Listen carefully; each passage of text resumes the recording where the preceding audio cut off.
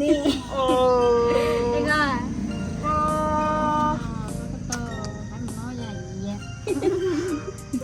สุดยอดใครแต่บ่มีไฟไปนำเนาะฮะมีเอาหน่วยไปแก้ก็ได้เอาหน่วยสุกก็ได้เบิ่งย่างค่ะโอ้จะไปกับไฟแกะทุกอย่างออกเอามักนึงวางไว้ก่อนแกะทุกอย่างออกแล้วเอามักนึงแล้วมักนึงจุ่มไว้สุกอยู่บ่นึ่งบ่เดียวนึงเลยสุกเนาะโอเคมีซี่แต่บ่มีกลิ่นแล้วก็มีรสชาติ มีรสชาติหวาน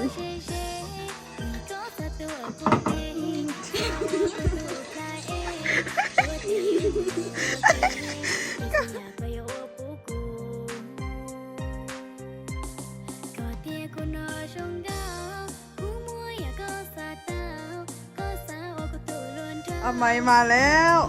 มีคนบอกว่าคิดฮอดเจ้าจัดเต็มอู้กล่องไอ้ฟาร์มคือเป็นขี้ลายแท้โอ้เป็นน้ำอไมงามตีกล่องคืออะไรขี้ลาย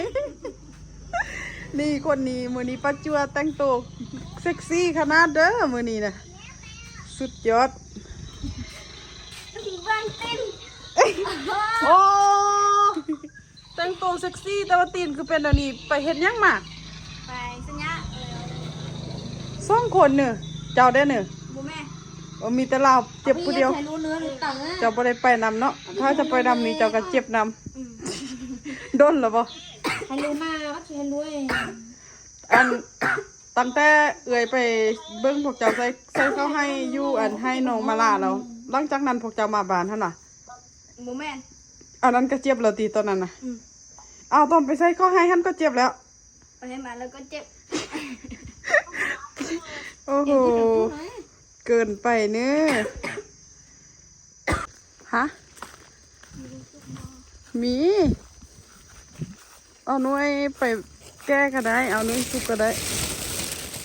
โอ้หน่วยนี่ลอกตาซื่อๆอ้าวคือว่ามีมักสุกเลยไปขึ้นต้นไม้เป็นอยู่บ่ อีต้นตะคนนี้แหละเบิ้งย่างค่ะ โอ้จะไปกับไฟ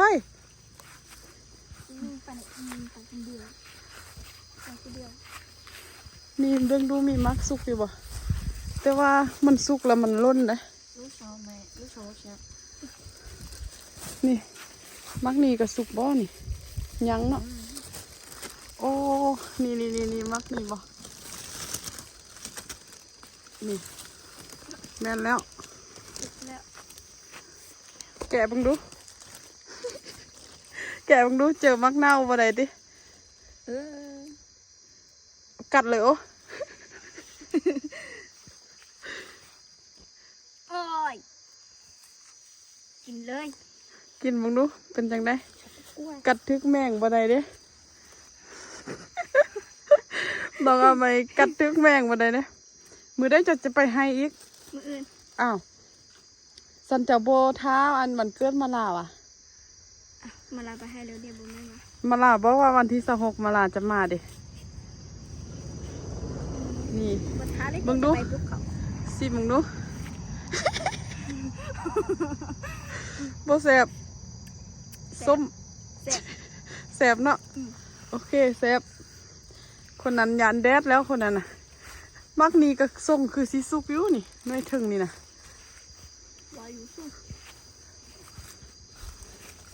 นี่เด้นี่อันนี้ก็ได้เอาทุกอย่างไปลองบังดูมักนี่คือซีซุกนี่แหละยังเนาะบดตกนี่ยังบดซุกเนาะแกะทุกอย่างออกเอามักนึงวางไว้ก่อนแกะทุกอย่างออกแล้วเอามักนึ่งแล้วมักนึ่งจุ่มไว้นี่เนาะมักนึ่งสุกจนล้น สุกจนล้นเข้าไปในแล้วเน่าเราบ่จักเอามักนึ่งโอ โอเค นี่ ไปปอกเบิ่ง เบิ่ง บ่ฮู้คือกันว่าสิกินได้บ่เนาะโอ้ใส่ลงไปนี่ต้นนี้นี่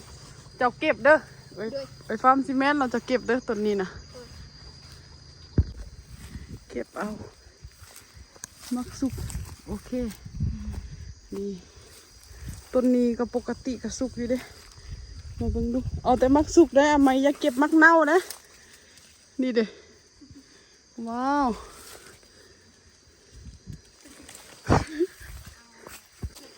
นี่ หมูเจ็บตีนเอาไปทุกอย่างหนึ่งแต่บ่ฮู้ว่าจะเป็นกินบ่แต่ว่าส่วนมากจะเป็นเพราะว่ามันยังมากพอดีสุกอ้าวแล้วผู้ใดขับรถเมื่อกี้นี่นะ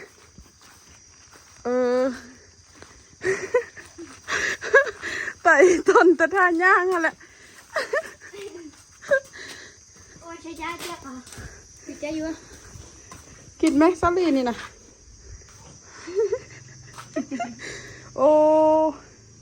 เอายามาใส่แม่สุกอยู่บ่นึ่งประเดียวนึงได้สุกเนาะโอเคสุกมื้อนี้น้องอาไมกับน้องประจวบมาลิ้นนำแต่ว่าสิพาไปกินตำว่าซั่นอาหารตำปิดพวกเจ้าไปแวะเบิ่งแล้ววะ ปิดโดนแล้ว ปิดโดนแล้ววะแม่1 เดือนแล้ว ตั้งแต่อันคนเฮ็ดให้เฮ็ดส่วนนักเรียนอันบ่เข้าโรงเรียนแล้วเขาปิดเนาะโอ้โหเบิ่งพาน้องอาไมไปเก็บมะม่วงหอนแท้หอน ผมเปียกหมดเลยไปเก็บมะม่วงซื่อ ร้อน ๆร้อนคนนี้กับป้อมเปียกเอ่ยพามกับเปียกคือกัน เนาะประจวบเนาะ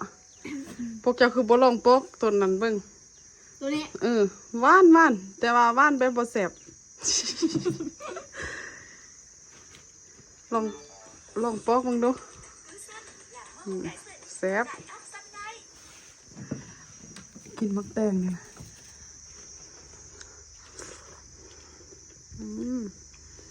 คือชีเน่านี่แหละ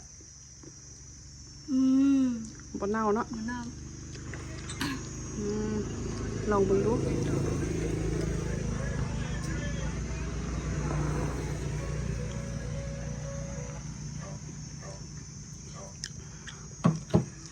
บ้านแบบบ่แสบเนาะ บ้านแบบแปลกๆเนาะแต่ว่าว่านกว่าอันมักใหญ่ๆที่เจ้ากินเมื่อกี้ฮะนะตัวนี้ว่านไล่ตัวนี้นะแต่ว่ารสชาติแปลก ไม่ใช่ดอกนะไม่ใช่ดอกนะ ๆที่จะกลางกันเนี่ยพี่หลอก อันนี้เราอะไรก็อันนั้นเดี๋ยวกินไหม คือมาหักกันแท้จับปนกัน ไปใส่กับแฟนนำกันแท้ๆสองคนอันนี้นะ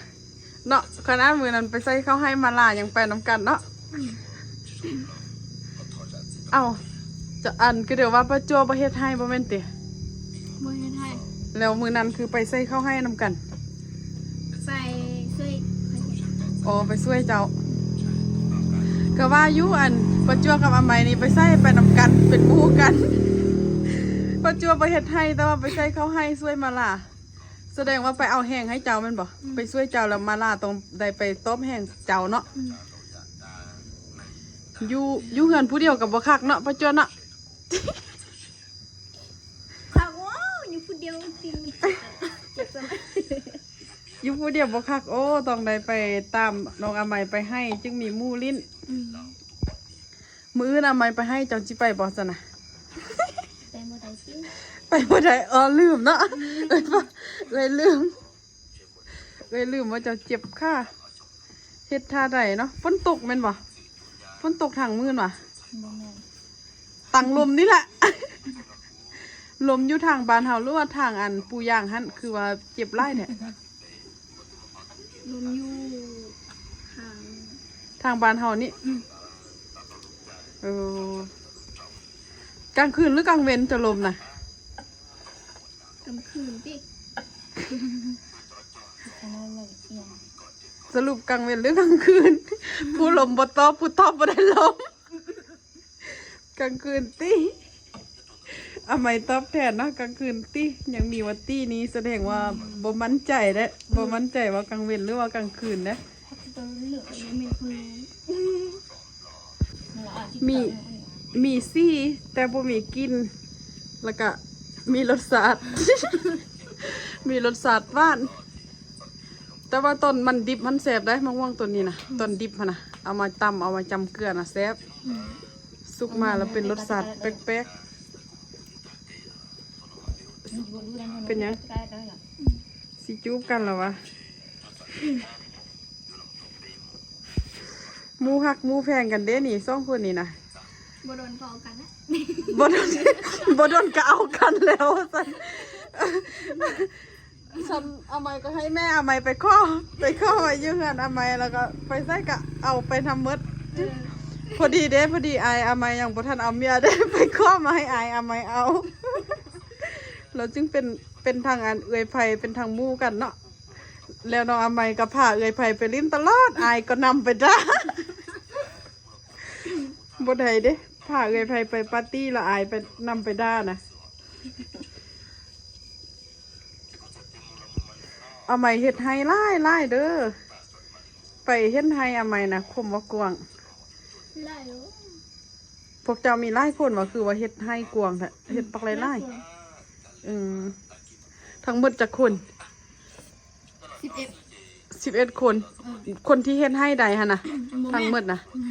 คนที่ให้ในแมนแป๊บคน อ๋อ8 คนเราเหลือ3คนเป็นเด็กน้อยเนาะเป็นล้านเจ้า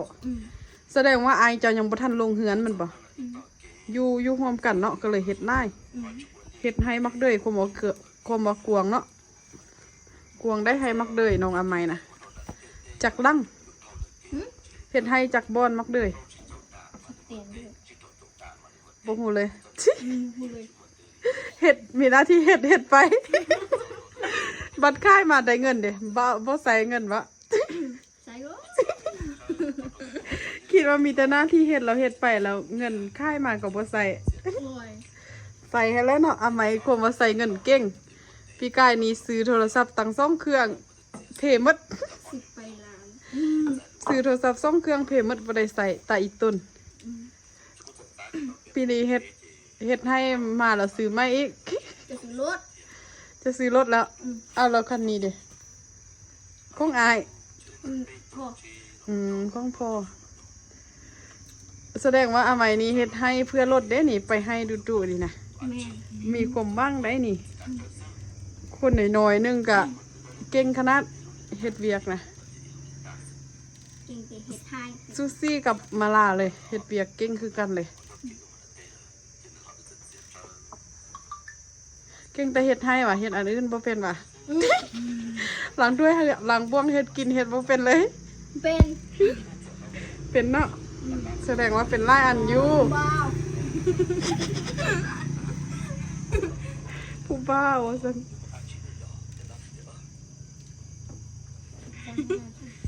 นี่ โอ้ เป็นไง แล้วก็ต่อให้มันน้อยใหญ่เยี่ย สุดยอดใครแต่บ่มีไผไปนำเนาะโอ้โห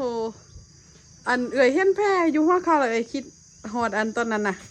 ตอนนั้นร้านกับอาเซ็งมาลิน่ะเอ่ยไม่ๆน่ะเขาขี่รถทีมทางเส้นนี้นี่โอ้แล้วเข้าลมแล้ว หัวเก่าเจ็บแบบนั้นแหละทางหัวเข่าได้บักไล่ๆบอลปีกายน่ะเข้าพากันลมเด็กน้อยหั่นน่ะเห็นแบบนี้เราเป็นตาแบบเบิ่งดูย่างกันย่างบ่ได้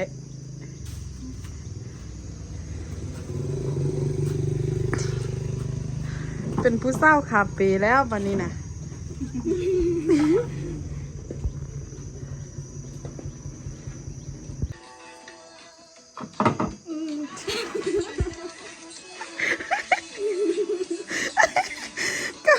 กำลังเทๆกันเคลื่อนปัด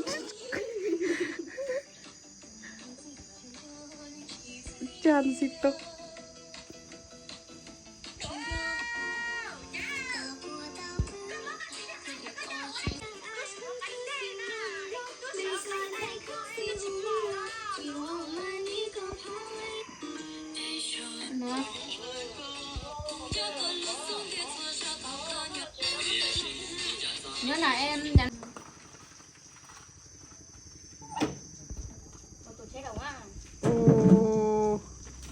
จ็บเจ็บสมันยังไปอยู่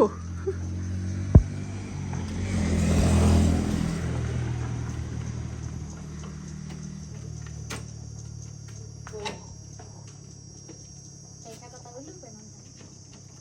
เอาคันนี้บ้างเหรอ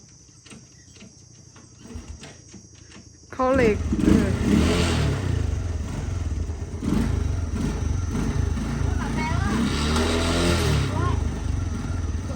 เข้าเหล็กเราอย่าเล่งแม่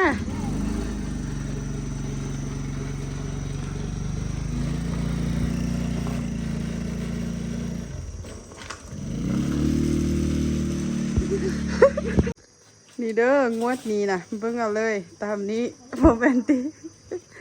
เอาดีๆเด้อ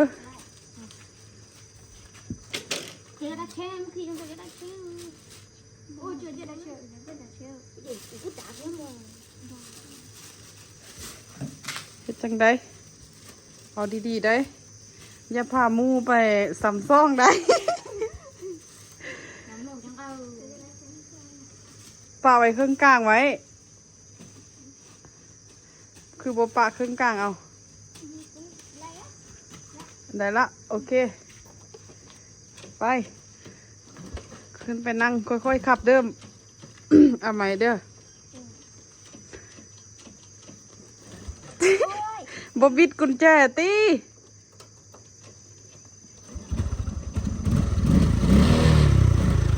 ผัดเป็นเบืองเจ็บซ้ำเนาะไปนั่ง โอเคบายบาย อ้าว มันบ่อยากบายแล้ว มันบ่อยากขับ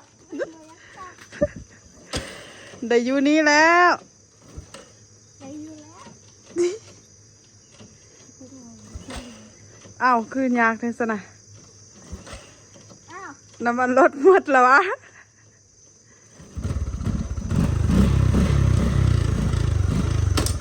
โอเคบายบายป่านนี้ แล้วเจอกันไหมเด้อ